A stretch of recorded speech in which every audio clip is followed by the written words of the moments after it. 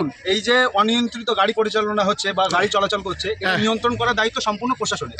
আজ যদি প্রশাসন অপারগ হয়, বারবার এই অভিযোগ করার পরেও যদি তার কোনো সুষ্ঠু সমাধান হয়, তাহলে প্রশাসন অপারগ। তাহলে প্রশাসনকে উচিত জনগণের সঙ্গে বসে তাদের কি দাবি দাবা সেগুলোকে সম্পূর্ণভাবে সমাধান করা উচিত। এবং যেহেতু তারা সরকারের পয়সায় তারা বেতন পায়, বেতনভোগ কর্মচারী, তাদেরকে অন্য কোনোভাবে কারোর কাছ থেকে কোনো পয়সা নেওয়া উচিত নয়, কারণ সে সরকারের জনগণের টাকায় তাদের বেতন হয়।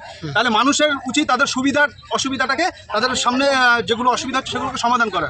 আমরা দেখছি প্রশাসন বহুবার এরকম অ্যাক্সিডেন্ট হওয়ার পরে আমাদের প্রশাসন কোনো নির্বিকার, প্রশাসনের কোনো ভূমিকা নেই। প্রশাসন আজকে যাচ্ছে, কালকে এটা পয়সা বা অর্থের মাধ্যমে সেটেলমেন্ট করে যারা প্রকৃত ক্ষতিগ্রস্ত তার বাড়ির লোকও কোনো অর্থ পায় না, যারা মানে যে মারা গেছে বা তার আত্মীয় স্বজন তারাই দুঃখী থেকে যায়, কিন্তু মাঝখান দিয়ে কোনো সমাধান হয় না। একের পর এক অ্যাক্সিডেন্ট হতে যাচ্ছে। এই অ্যাক্সিডেন্টগুলো কীভাবে কমানো যায় সেটা প্রশাসনের উচ্চ পর্যায়ে বৈঠক করে এগুলোকে কমানো দরকার। তা না হলে এই রেকলেস ড্রাইভিং চলতেই থাকবে আর মানুষ মরতে থাকবে। আর রাস্তার যে পরিধি আছে সেই পরিধিটা আমার মনে হয় বাড়ানো উচিত, কারণ পরিধিটা এখন অনেক কম।